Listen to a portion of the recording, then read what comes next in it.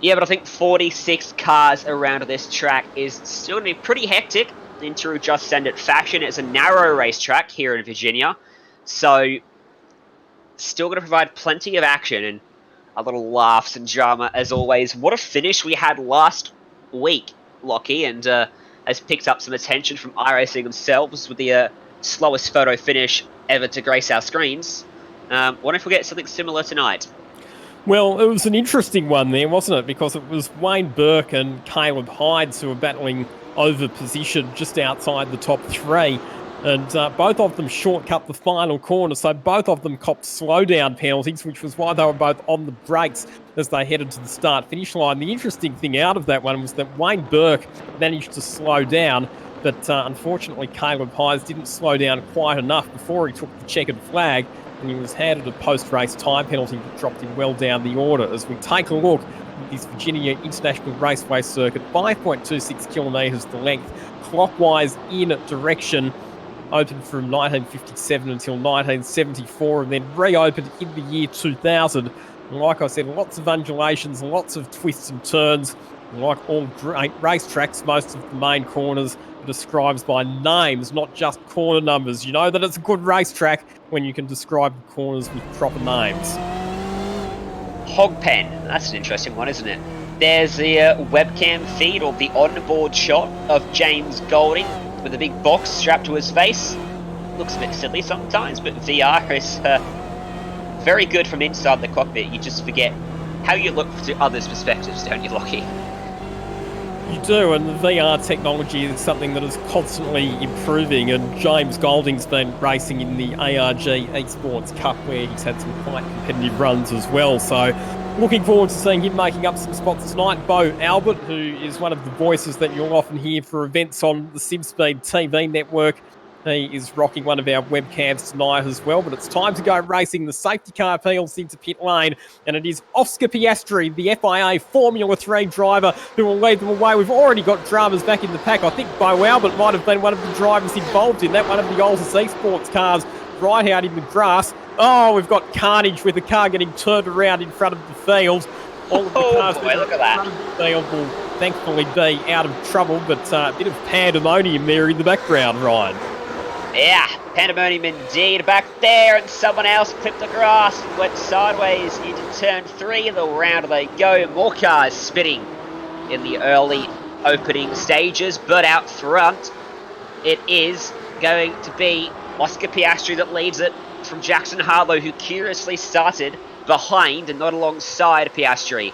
And Webster, Di Pasquale, and further back here, they're battling away. Bo Albert was all sorts of out of shape as we got underway, but he kept his car on the track and finds himself inside of the top 10 as we head up towards Oak Tree. It was a weird start, wasn't it? Bo Albert, as we saw there, right out in the grass, and I think that it might have been as he rejoined the racetrack that it created a bit of a scatter effect behind and saw cars spreading out left to the right and ultimately caused a fair bit of damage. But the battle was on for second position. Cooper Webster and Jackson Suzel and Harlow. We've seen that they've had some great battles in various sim racing competitions, arguably some of the best up-and-coming talents of the Australian sim racing scene. And it is Jackson Suzel and Harlow, Altus Esports, Cooper Webster Evolution Racing Team, two of the most prominent teams in the Aussie sim racing scene who are fighting over position 2 at the moment. And someone, one of the Altus cars behind them, has gone off the track as well. That's Bo Albert, who this time wasn't able to keep it pointed relatively straight. He spent a long time out in the weeds as someone else spins in front of them on the outside of the racetrack.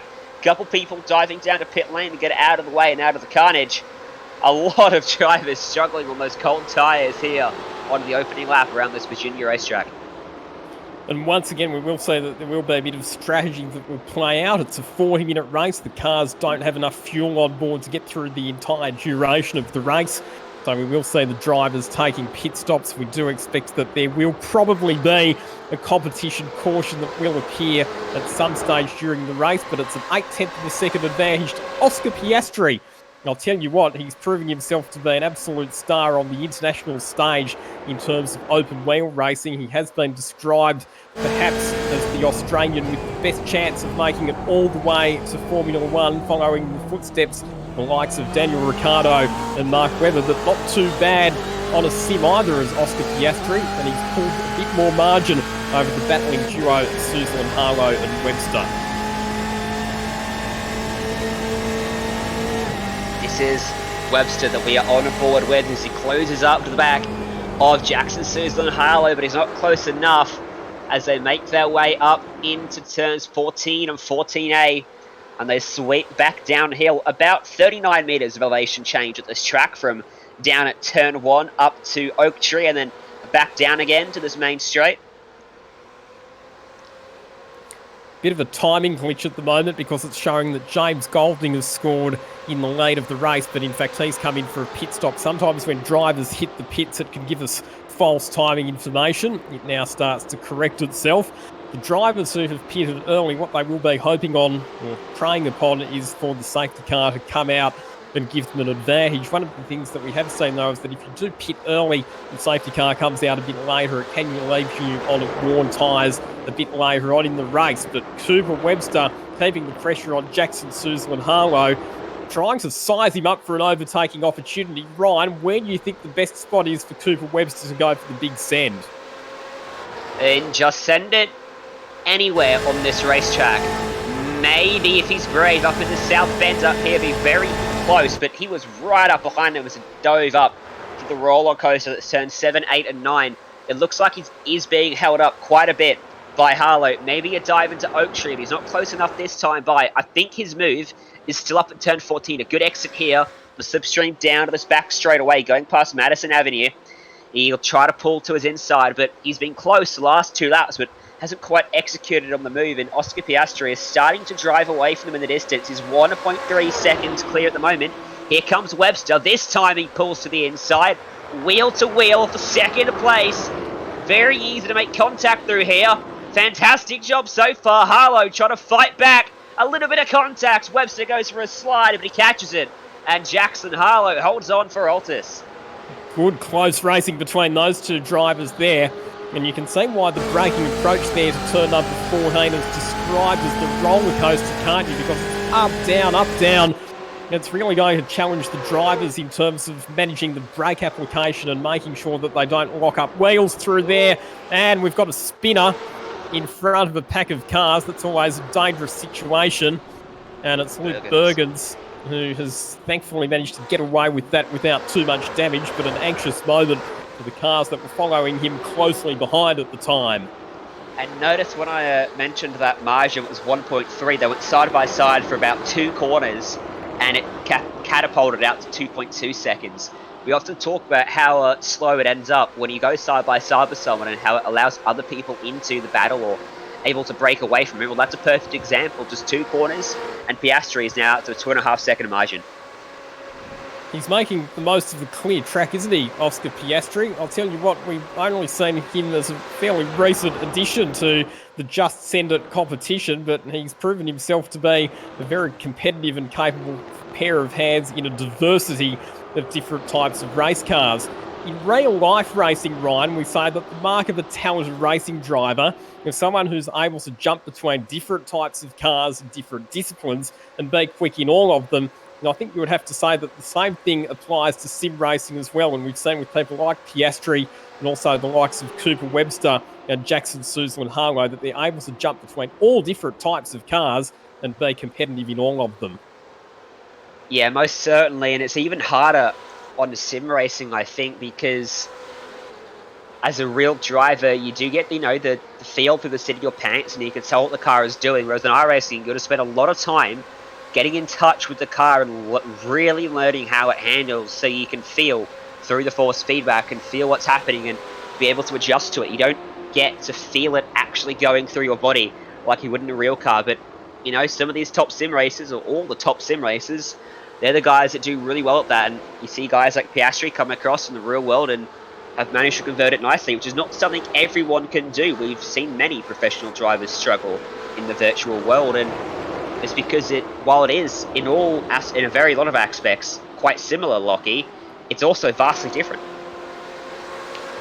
I think probably the biggest thing, the drivers that have real-life racing experience and have jumped into the virtual world, the number one difference that they talk about is the lack of feedback that you get from the seat of the pants in the simulator compared to a real-life race car. Pretty much all of the sensory perception that you have to use on the sim to try and work out what the car's doing and how it's behaving, it comes from if you've got a force feedback steering wheel, and very much the audio cues as well, listening to the sound of the tyres scrubbing on the road as the car starts to understeer if you come into a corner a little bit too hot. Cooper Webster, look at the slipstream, look at the strength of the draft that he gets, and he's going to pull alongside for another attack on Jackson Suzlin-Harlow. This is a carbon copy of what we saw a couple of laps ago, and once again, it's Jackson Suzlin-Harlow who manages to cover off that overtaking opportunity and maintains second position for the time being. But this is a raging battle between two of the young up-and-coming stars of the sim racing scene. That was a fantastic illustration from our director there at just how powerful that slipstream is. Down that back straight away, and again down the main straight. This time, Harlow's defensive to the inside, trying to go the long way around, down at Horseshoe. Not quite got enough grip to make it work around there. And still, it's Jackson Suzlin-Harlow fending him off. Now, Webster, if he can't get by on the track, he can come into pit lane if he so chooses and get some fresh or get some more fuel on that car. They won't take tyres because they're not done at the same time in a GT car, and it takes way too much time to put tyres in the car. You'll cost yourself a lot compared to those that don't. Who's out in the background? Into the fence through the snake section of the track. That was Justin Ruggier. Oh no. So he was up behind Anton De Pasquale at the time. They were battling over positions 4 and 5. And it looked there like Justin Ruggier just lost the rear end of the car all on his own. A very uncharacteristic mistake from an experienced sim racer. So he was in between Anton De Pasquale and Hayden Dodman at the time. Pick it up on the replay, and he just caught a little bit of that curb, didn't he, Ryan? And that unsettled the car and fired him off into the fence.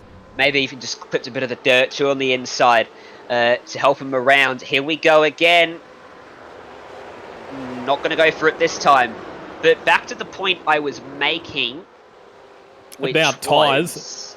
Yes. It takes, you can't do the tyres and the fuel simultaneously, I think was the point you were making. Yeah, and so they're not going to be taking those fresh tyres. So undercut's not going to be a talking point. But coming in, getting clean air, if you're Cooper Webster, coming out into a big gap, that is where the undercut, so to speak, might work for him if he pits now.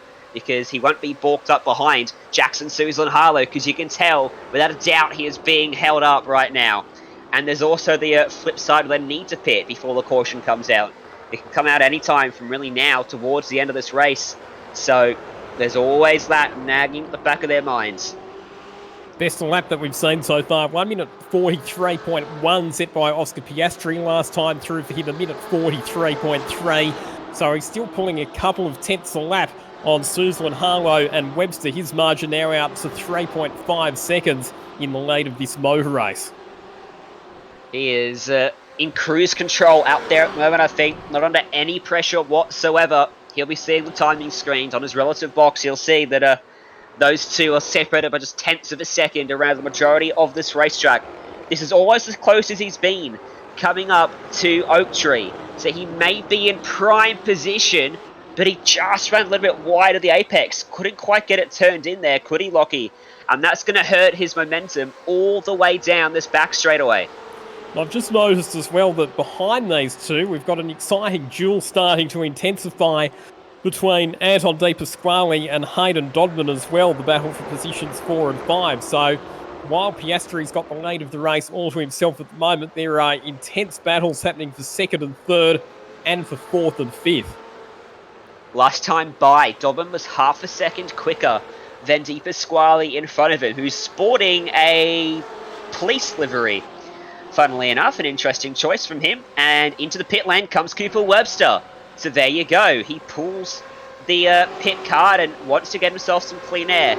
Only issue we may have is if he comes out in and amongst some of the cars deeper in the pack who have not quite had the pace of those leaders. But depending on some of the third-party software he has, he might have been looking at his software and seeing where he was going to come out. So we'll keep a close eye on that to see where Webster pops out and how much traffic, if any, he has to contend with.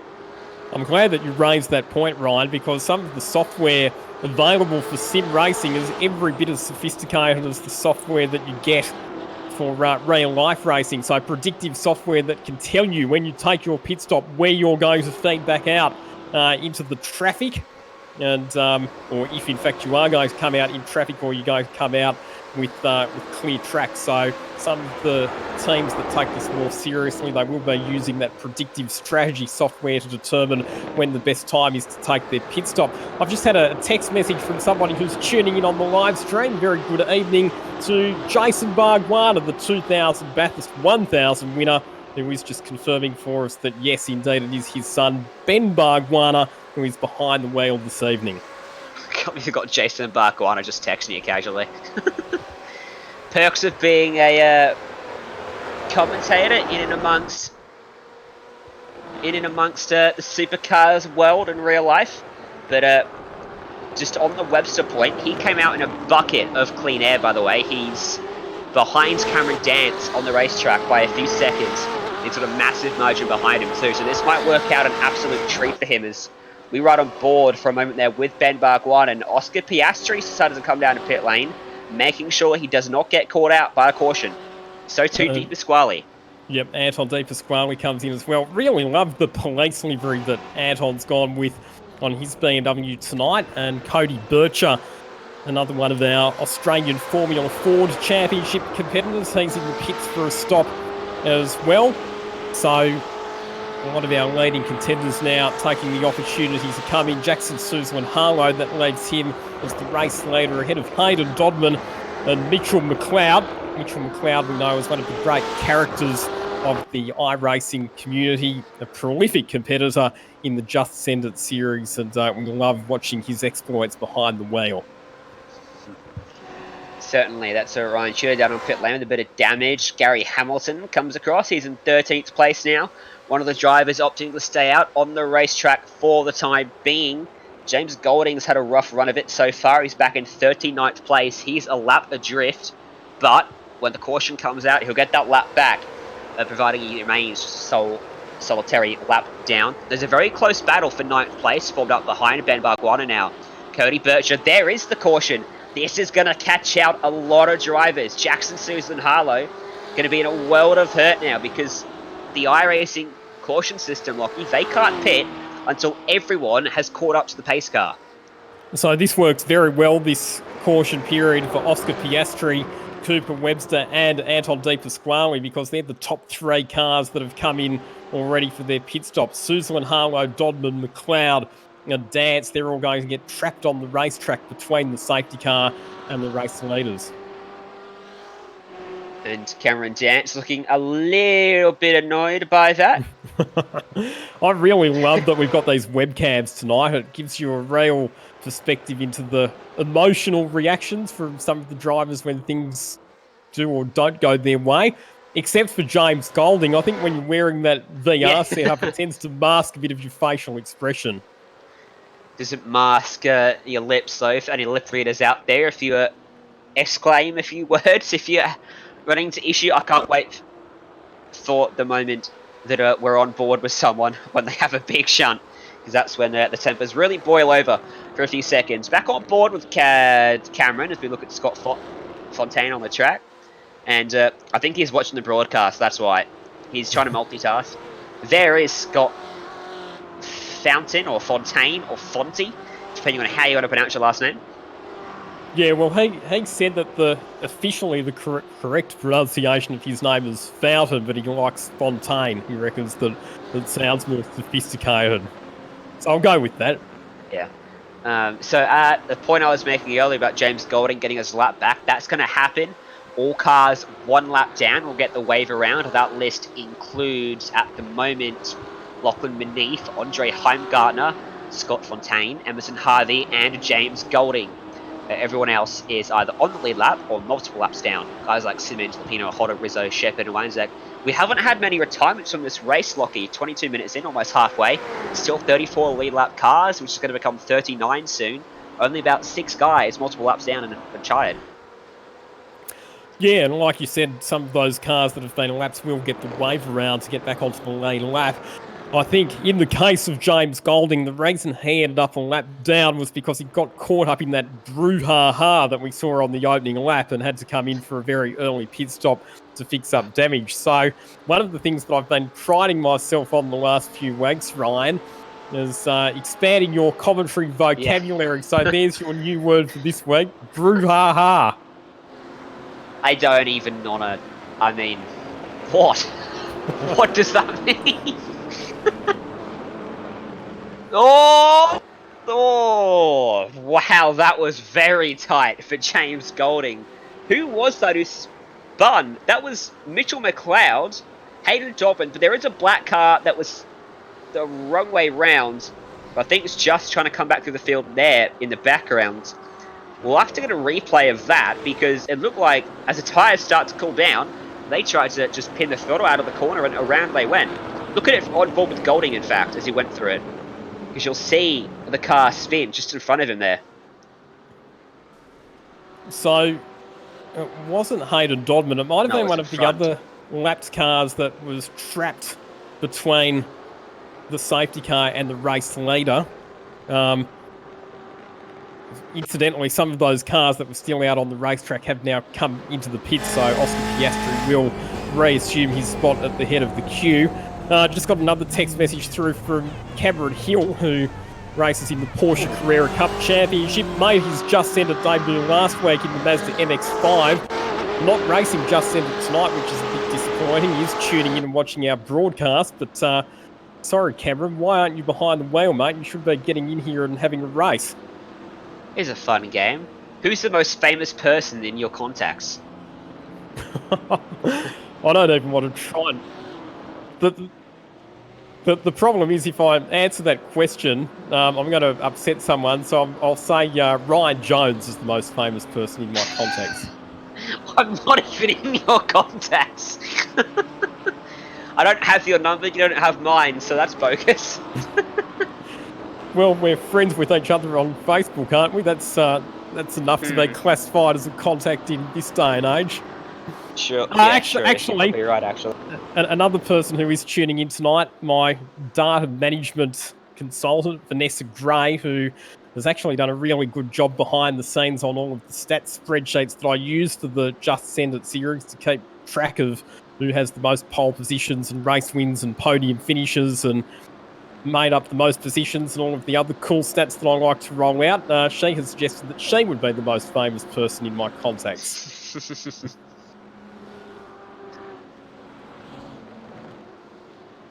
She probably helps you become famous with all the stats you come out with when you're commentating in and around the country. So I'll give her that. Looks like lights are out on the pace car here, which was going to go green at this time by a couple new faces in the top 5. Cody Bircher, Zachary Hanlon. Where has Jackson Suzlin Harlow dropped back to? He ain't in the top 10, I can tell you that much. 23rd. Now, this is a scenario we've seen before, Lachlan. It is. So if you cast your mind back to Okayama in the Audi RS3 TCR cars, we saw this exact scenario, didn't we, where Jackson Suzlin Harlow got caught out by the safety car, had to take his pit stop, drops back down the order, but then he had an abundance of pace and he was able to carve his way back through the field and ended up taking the race win. I think his task might be a little bit tough tonight, though, because I'm not sure that he's got the kind of speed supremacy he needs to blast his way through the field like he did on that occasion. I think it might be a pretty tall order for him to get back up to the front tonight. Yeah, relative to the race leader, he was the race leader last time it happened. This time he's not quite got the pace of Piastri, but relative to the rest of the field, he might be able to get himself back up into a top 5 at least. So keep an eye on him as he comes back through the field. Bo Albert's capitalised well and put himself up in 8th here as a result, because we're going to come out of the final corner. Pace car's going to get the heck out of the way, and these big boys are going to get unleashed to come back to the green. So just under 18 minutes remaining here. This is week 6, season 3 of the Just Send It iRacing series. You're watching it right around the world on the SimSpeed TV network, and Oscar Piastri, well, He's had plenty of practice with safety car race starts on the international scene, and he absolutely nailed it there. A beautiful getaway, but he's run wide at turn 1. He's outbraked himself. That's the commentator's curse right there. Oscar Piastri on cold tyres throws it off the road. We've got another car getting spun around. We've got a big collision there with the track almost blocked by a couple of cars that have gone in the wrong direction, and they're still crashing into one another. Lots and lots of cars involved. I think a bit hard to pick up exactly which drivers have been involved there, but Oscar Piastri, a mistake. His jump from the safety car restart was beautiful, but when he got down to turn 1, it all went wrong. Cooper Webster goes to the front. Anton De Pasquale, Cody Bircher, now your top 3. I reckon I can one-up you on the commentator's curse, Lockie. Last week in, what was it? It was 2K Cup. I said, this is fantastic professional racing, and 3 seconds later, Shane Van Gisbergen was on his roof.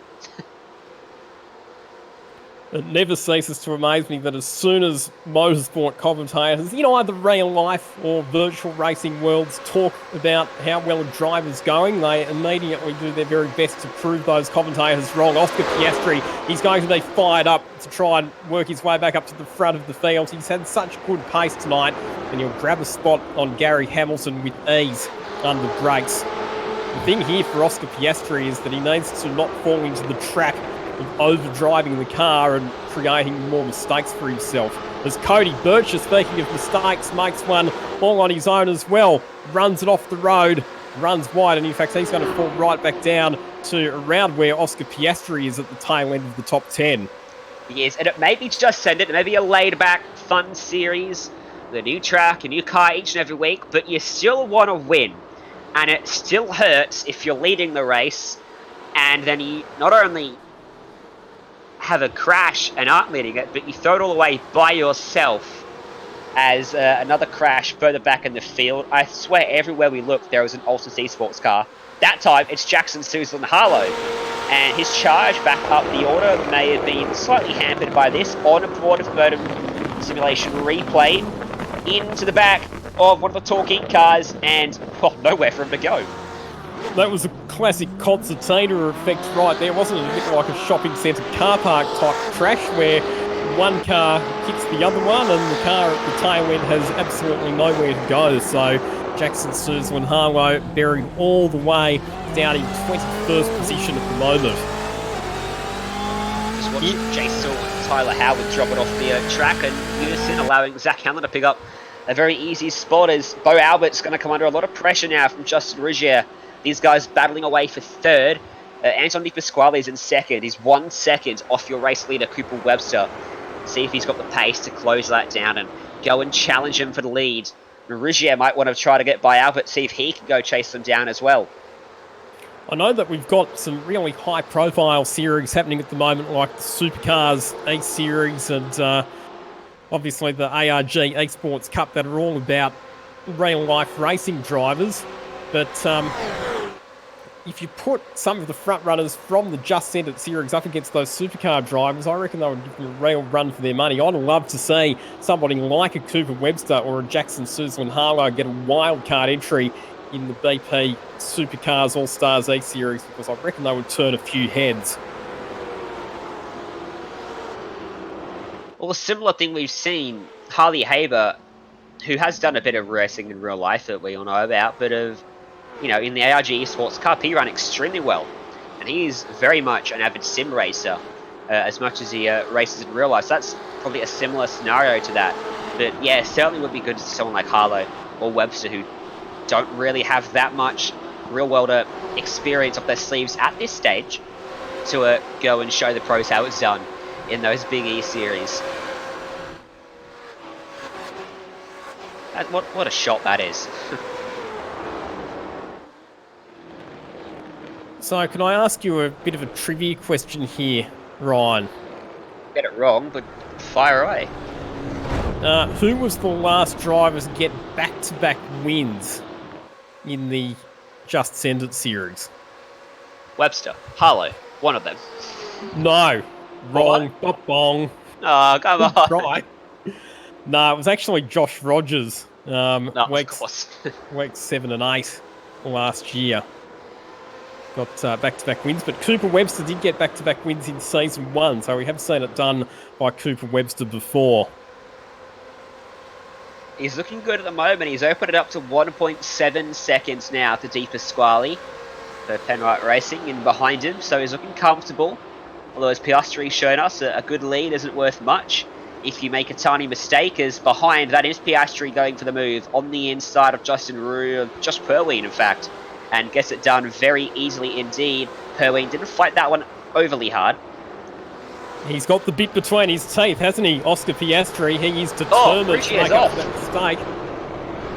Ruggier just bowled a massive wide through turn number 4 there. He drops all the way back to 8th place behind Job Stewart now, relieving a lot of pressure from the back of Bo Albert. Here's the replay. Lost it on entry. Seen a few rare mistakes, haven't we, from Justin Ruggier tonight? That's the second time that he's gone off the racetrack all on his own. So he'll fall back to 8th position, like you said, as a result of that one. How about Oscar Piastri, though, back up into 4th position. Storming comeback drive for him so far, and he's still got another 11 minutes to try and work his way onto the podium. Next target for him will be Bo Albert, who's about a second and a half up the road.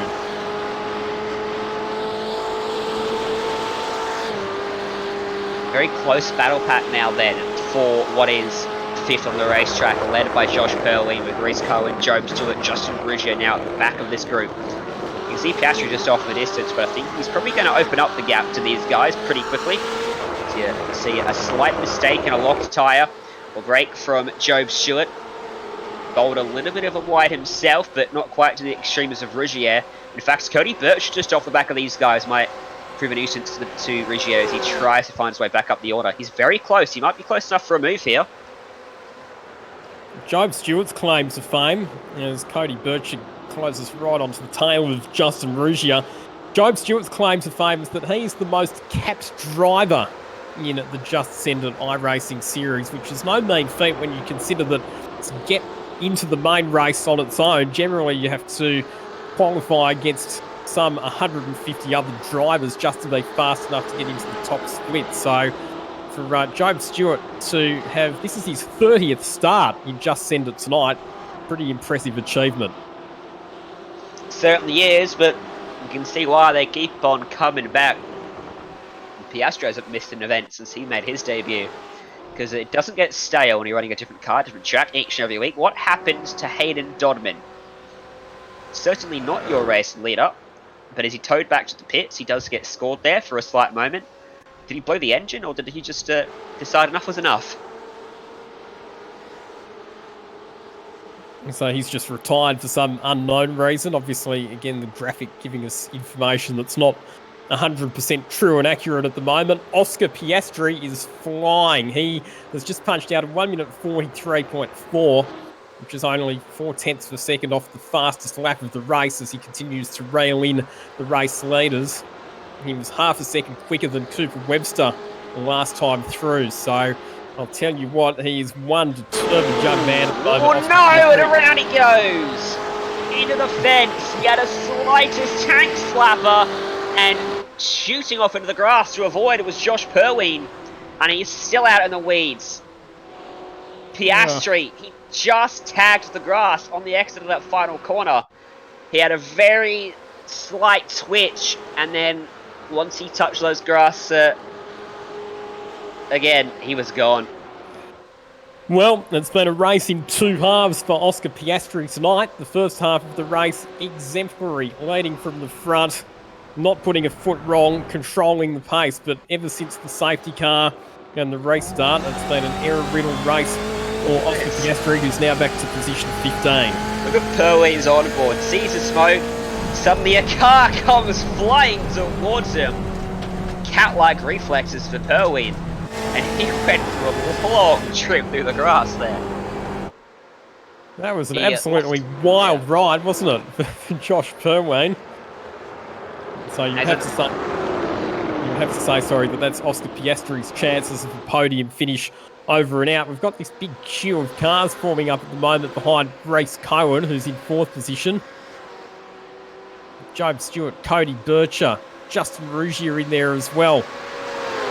That's where Perween's dropped back to now, unfortunately, as a result of Piastri's mistake in front of him. Is side by side at the head of the train.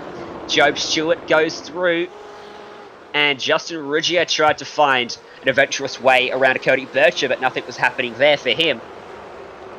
And it does seem like Reese Cohen may be the cork in the bottle for all these guys at the moment. But very hard to pass on this track sometimes, very tight. The lights flashing away for Cody Bircher. Reese Cohen's going to defend, but Bircher! Wow! Now, this is just centred, of course, so there's a fair bit of leniency applied to this race, but I think that in most other iRacing series, that kind of manoeuvre would probably earn you a little bit of, I suppose, unwanted attention from race control. Well, I think Cohen broke early. He broke really early, and when he did so, he kind of moved back towards the racing line and left Bircher with nowhere really to go. He tried to dive to the inside, but yeah, look, it's rather unfortunate for Reese. You can see it there. He did. I think he dabbed the brakes a bit, and in doing that, he brought himself unnecessarily close to the front of Bircher's car, and he went for a very long trip towards the fence as Hanlon gets edged out by Perween.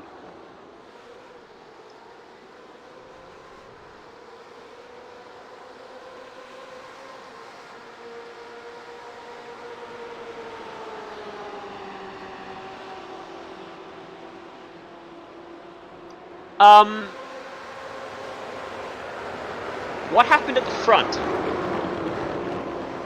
What happened at the front? Because I just looked at Cooper Webster, and Anthony Pasquale was side by side with him and then spinning. And Bo Albert's right there as well. So Pasquale had got through. So Cooper Webster had made a mistake, obviously, somewhere, and here is Cooper Webster. So this was to try and recapture the lead from Anton De Pasquale. Oh, so as they were side by side, De Pasquale's got squeezed up onto the curb, and that's what's caused him to go spinning off the racetrack. So big winner out of all of that. Bo Albert has moved up into second position, but I'm interested to see what caused Cooper Webster to fall back to that position in the first place. It's quite a while ago. It was down at turn 1 on lap 18. Here we go, we got the replay up. It looks like he's just overcooked it into the corner. And yeah, overcooked it, got out onto the grass, and had to really slow up to get himself back onto the racetrack. That close De Pasquale right up onto him. They actually made a slight piece of contact right there. And as those two started to battle, Bo Albert closed up the back of him. It's a shame to see De Pasquale was unfortunate enough to spin out there, because that could have been a really good battle between these two. Indeed, but Anton De Pasquale is still in a podium position at the moment, but interesting that Cooper Webster made that mistake. As you said, he had, I think it was the left rear tyre. Would have been barely a centimetre into the grass as he hit the turning point for that corner. And that was what just caused the car to get flicked into a bit of a spin. So anyway, Cooper Webster's recovered and he's back in the lead, but again, an error that we're not really used to seeing, as we've got contacts between Cody Bircher and Job Stewart. It was only very light contacts between the two cars, but Job Stewart has gone for an almighty excursion through the grass, and he pretty much resumes the racetrack in the position that he would have been in, but that's going to attract the slowdown through the official iRacing software for sure. Yeah, don't say.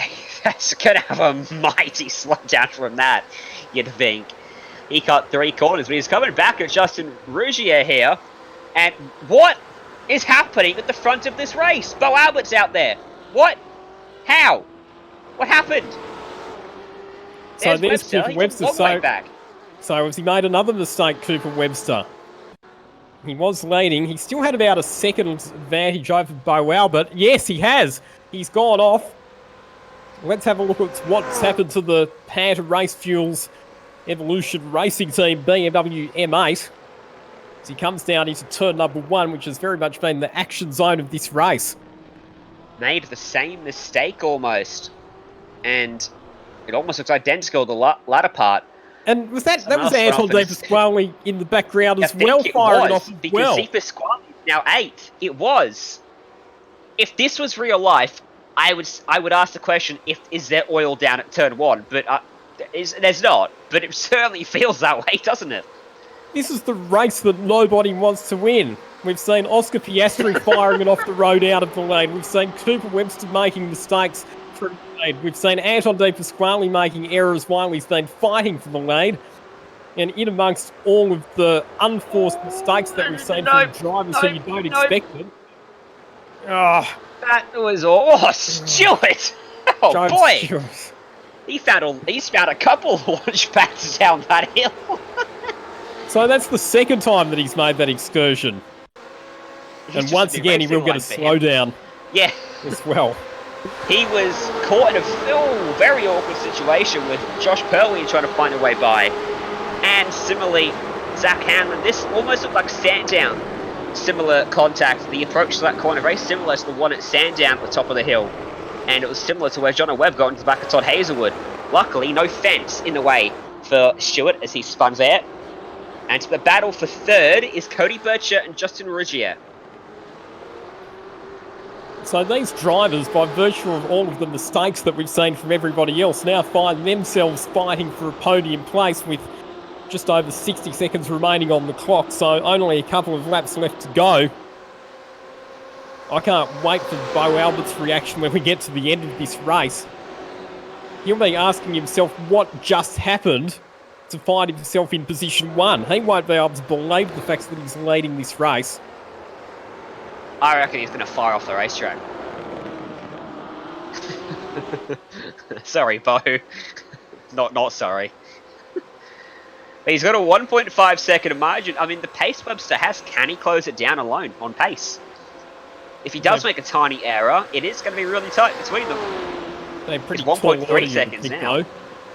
I mean, Cooper Webster, we know that he's got pace in abundance, but Bo Albert has plenty of experience, and surely if Cooper Webster catches up to the back of him on the last lap, he will defend vigorously to make sure that Cooper Webster can't get past.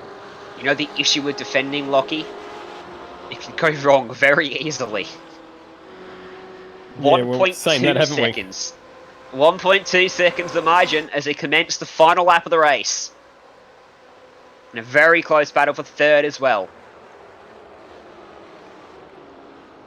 Justin Ruggier putting the pressure on Cody Bircher at the moment. Cody Bircher, another driver who has been a fairly regular visitor to the podium in the Just Send It series. In fact, Cody Bircher with 7 podiums is third on the all-time podium finishes list for the Just Send It series. By the way, Webster was 1.1 seconds quicker than Albert last time by. So, I mean, the margin stacks up to catch him at the start-finish stripe, which is unfortunately a bit too late in terms of Webster. He's got it under 0.8 of a second now. This seems to be where he's really strong on the racetrack. If he gets a couple tenths of a second closer up here at Oak Tree, that slipstream may work very handily in his favour down here. He closed up a bunch through Oak Tree. Is the slipstream powerful enough? A lapped car gives a slight effect. There, that was Tyler Howard getting out of the way. On the board with Albert. He looks calm at the moment. But how's the heart rate done for him? Behind the mask. Up into the braking zone. Closing up is Webster.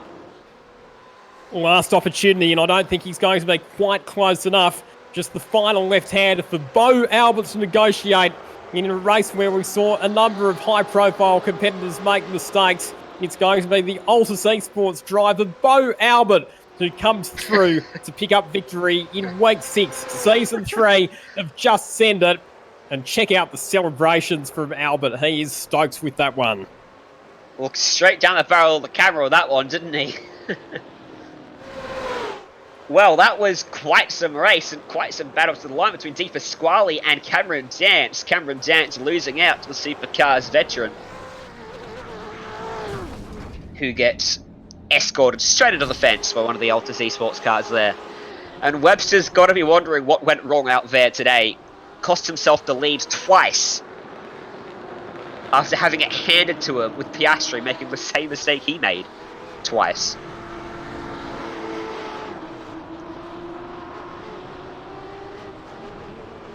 So congratulations to Bo Albert, because he becomes the 21st different driver to win a race in the just-ended iRacing series. The final margin just 0.2 of a second over Cooper Webster.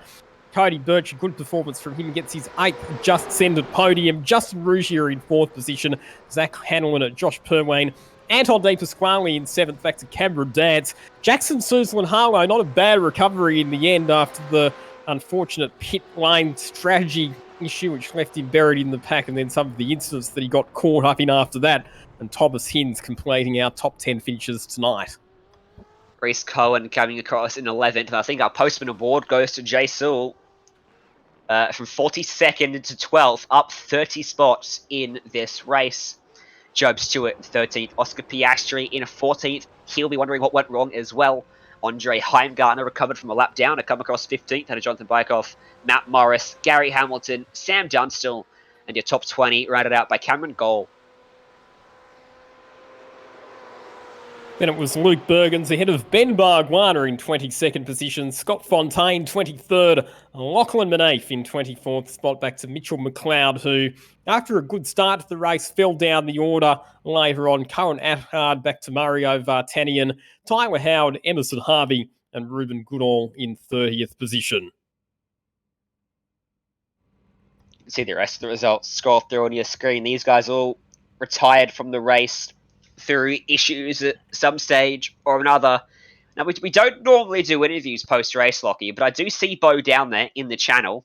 I don't know if you want to have a quick chat and ask him what was happening at Turn 1.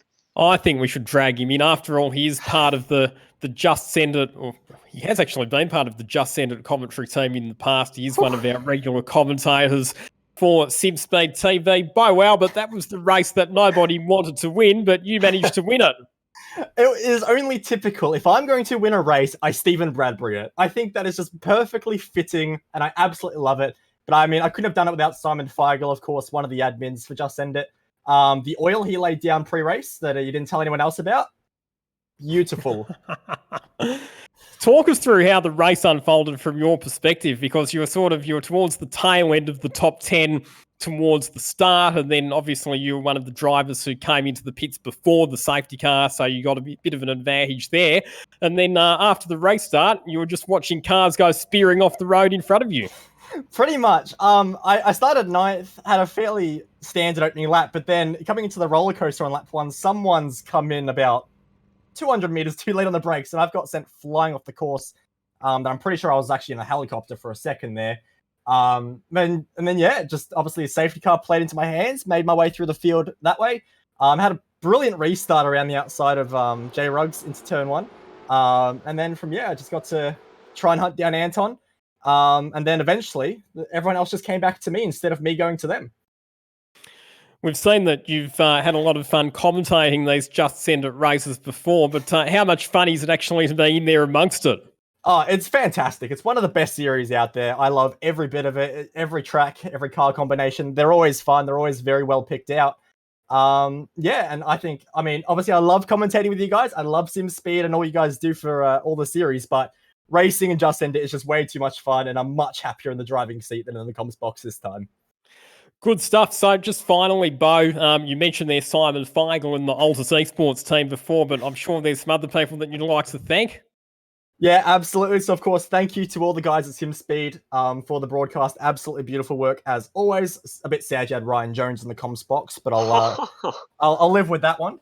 But, of course, then obviously thanks to all my sponsors as well at Logitech G, Astro Gaming, Cube Controls, who we just recently signed an extension with, Motum Simulation, absolutely fantastic.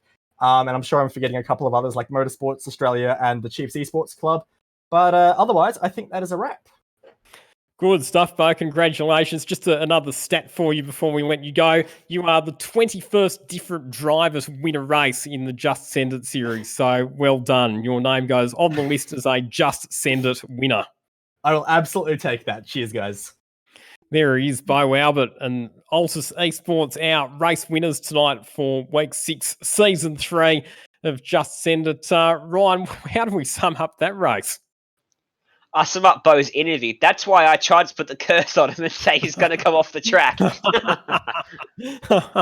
That's our relationship that we have. But the race, Typical Just Send It, I'd say. I mean, that's just standard, isn't it? Chaos. Nothing ever goes how it should in Just Send It.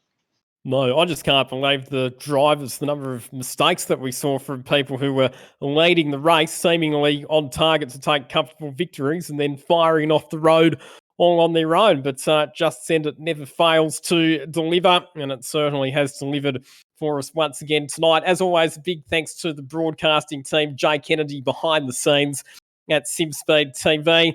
My commentator, the legend himself, Ryan Jones, as mentioned, big congratulations in all seriousness. Really, really well deserved getting the opportunity and winning the competition there, the Commentate the Stars competition that's being run as part of the Supercars E Series.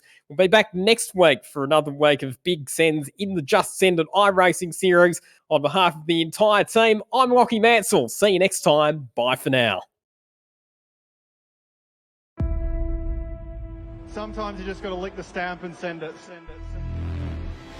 I don't know what happened on there. I just plucked her in first, gave some gentle. Fuck yeah. You are racing with other people. And if you no longer go for a test that exists, you're no longer a racing driver.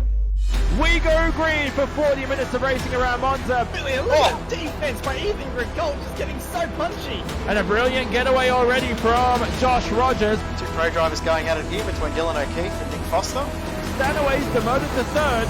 Webster wins week 9 here at Sebring through the final corner. That's a huge slide for Cooper Murray. Just trying to barge their way through, and that's whoa. That's a merry-go-round for Nick Burkett. Campbell, Paolo Gaon, and Ferraris behind. Glenn Wood actually was flipped into the barriers. One of the most exciting pirouettes I've seen in quite some time. That's Van Gisbergen, and his day is done. Tell you what, if Calvin wins this race, I wouldn't be surprised. He's all four wheels up the racetrack. Wow, but he just saves it on the apex. Contact almost made, side by side through the elevation change, and Scotty McLaughlin had the move done, but he got over the crest. And What a send! Dylan O'Keefe sends it up the inside, can't do anything with it. Shane Van Gisbergen already on the attack. It begins and sending has begun. And it's going to be a drag race to the line.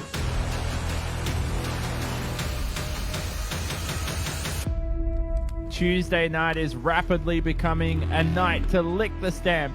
Send it. I forgot I was helping commentate here. I was just sitting back in my jocks and